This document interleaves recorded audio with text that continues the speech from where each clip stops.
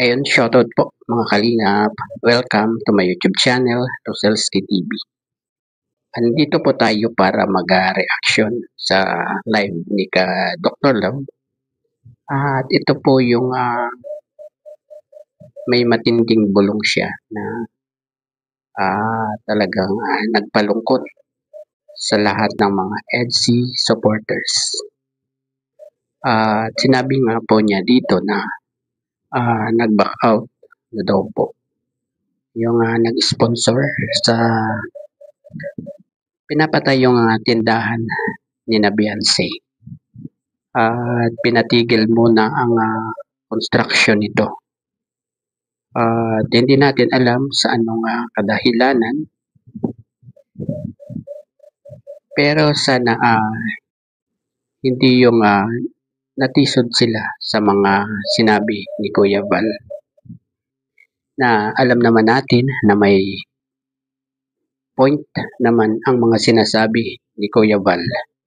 At yung iba nagagalit kay Kuya Val, pero hindi naman po gagawa si Kuya Val ng ikakasira ng kanyang mga beneficiary, di po ba? At sana nakaisip lang ng ibang paraan ang mga sponsor kung paano matutulungan si Beyonce at kung papaano at kung saan ang tamang pwesto ng tindahan.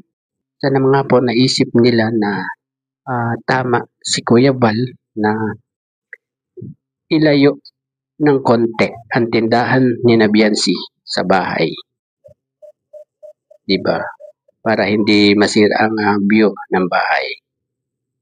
Sana yun lang po ang naging dahilan nila. Diba? Pero eto po, paparinig ko po sa inyo ang mga dahilan. At ito po, panoorin po lang. Oh.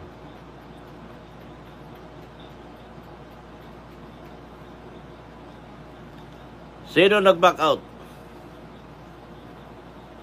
Ang sponsor. Nag-back out na. Nag-back out na po, hindi na po matutuloy. Hindi. Hindi na po matutuloy.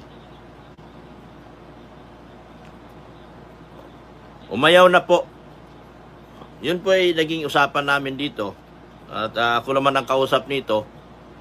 So, pinarating ko naman sa inyo ito nung inumpisahan. Ngayon po, pinarating po nila sa akin na naiyak nga ako.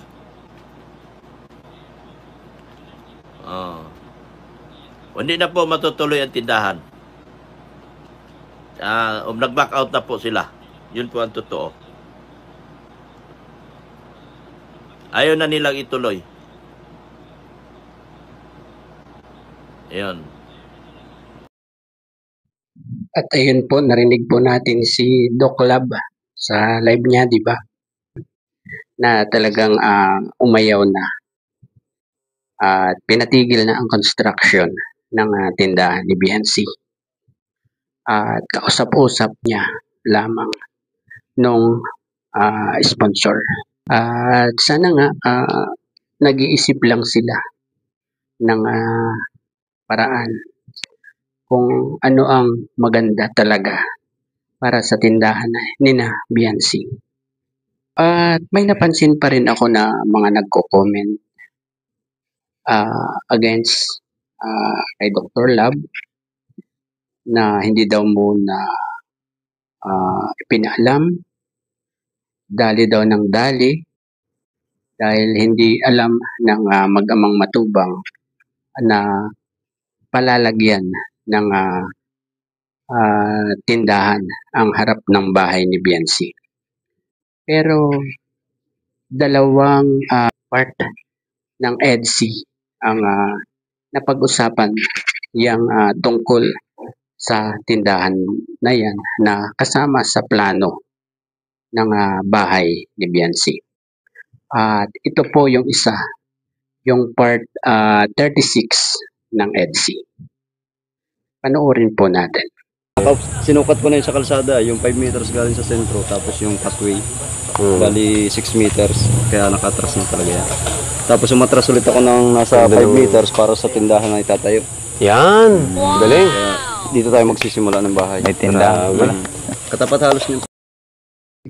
At ayun po, di ba? Malinaw na in-reserve ni Supermac yung lote na yun para sa tindahan, di ba?